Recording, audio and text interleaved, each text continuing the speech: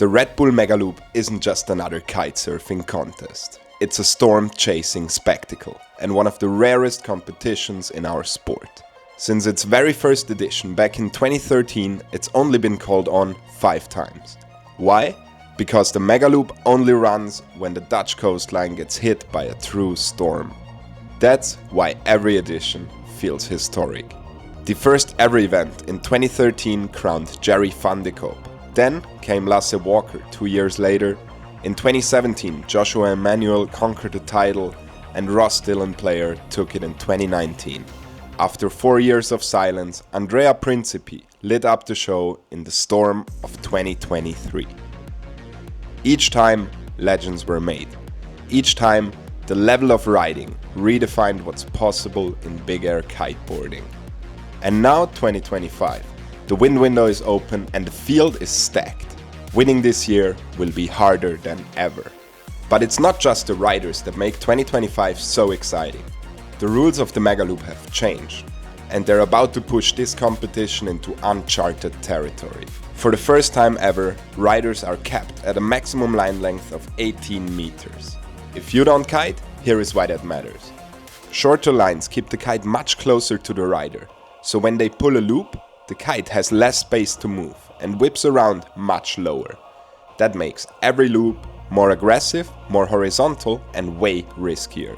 Riders will be coming down with a kite barely catching them, pushing the limits of control, timing, and raw courage. In the past editions and basically every other bigger competition, longer lines gave the riders more time to react, more height, and a wider margin for error.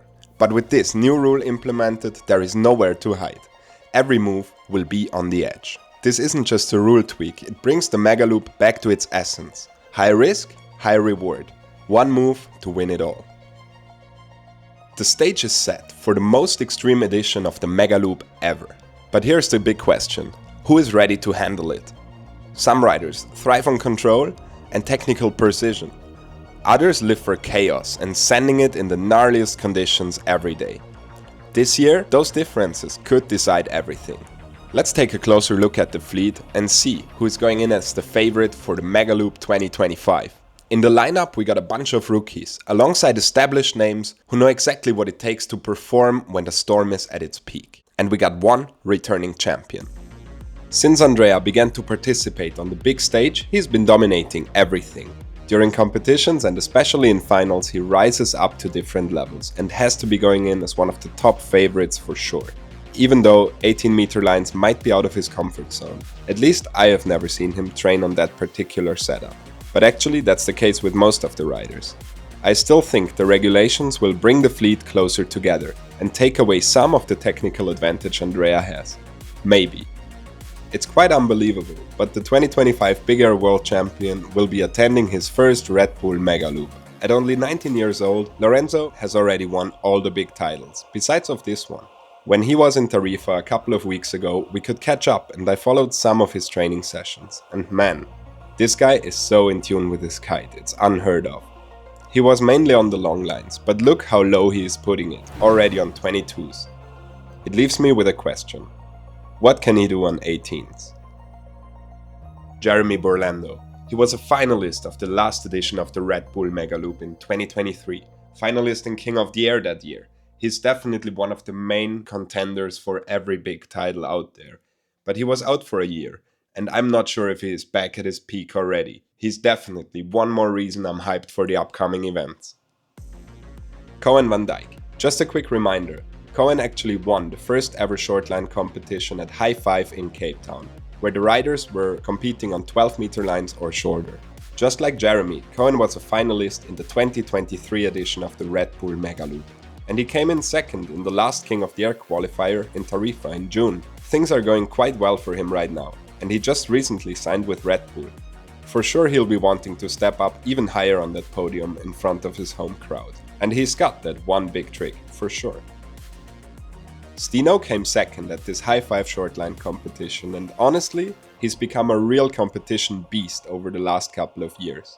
He stood on loads of podiums, mainly due to his style, power, and consistency in all types of conditions. He has the home advantage as well, and he also has a new sponsor in Haarlem. I think he'll be riding on the peak for the event, which is probably one of the highest jumping kites on the market right now, and most likely quite an upgrade for him. Giel's gotta be a big fan of the rule changes. He was going for low kite angles and powerful loops on long lines all the time, and now all the other riders kind of have to step in his territory. He's the oldest rider in the fleet, and he is training his ass off all the time. With his experience and competitive mindset in a competition where power and extremity will be the most important factors, I think Giel's chances of knocking out the younger generation are not too bad. Jamie Overbeek.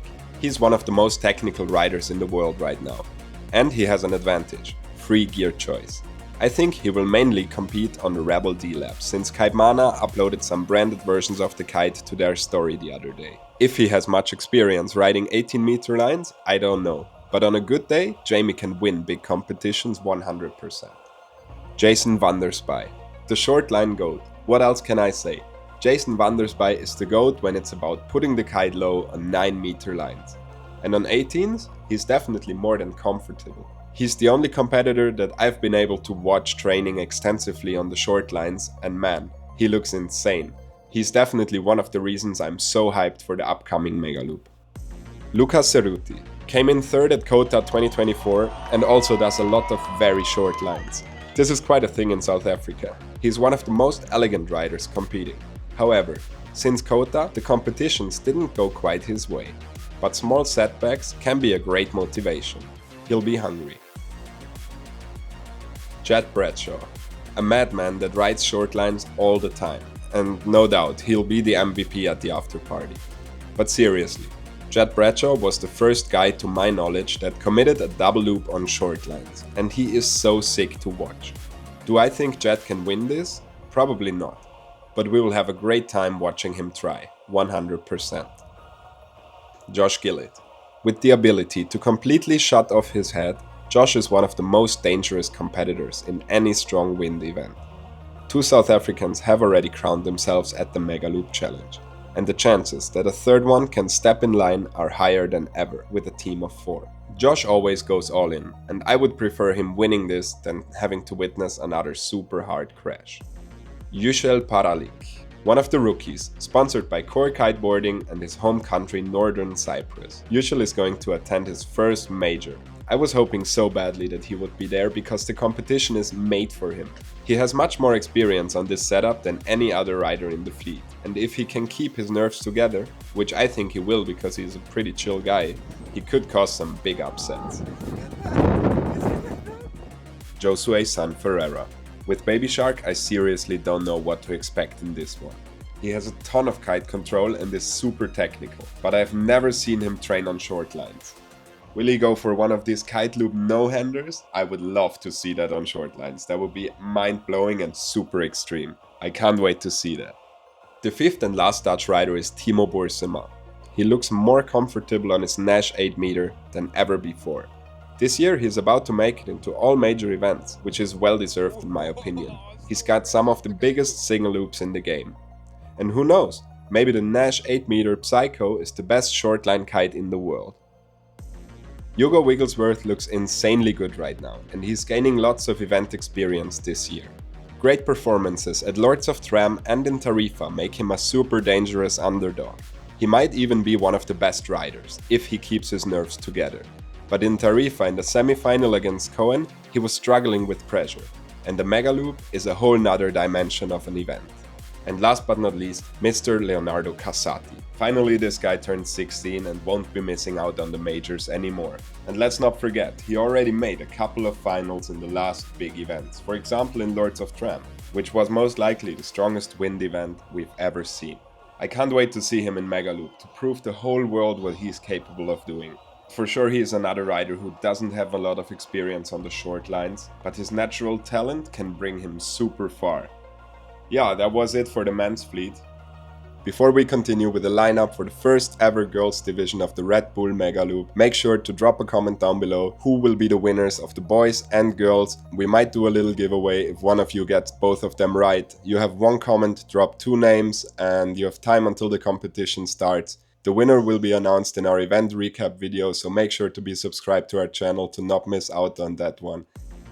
Just like in King of the Air, 6 girls were invited for the first ever girls division at the Red Bull Megaloop. Sarah Hohenrath, Francesca Maney, Sarah Zadek, Lana Herman, Svenja Zoe Peters and Natalie Lambrecht.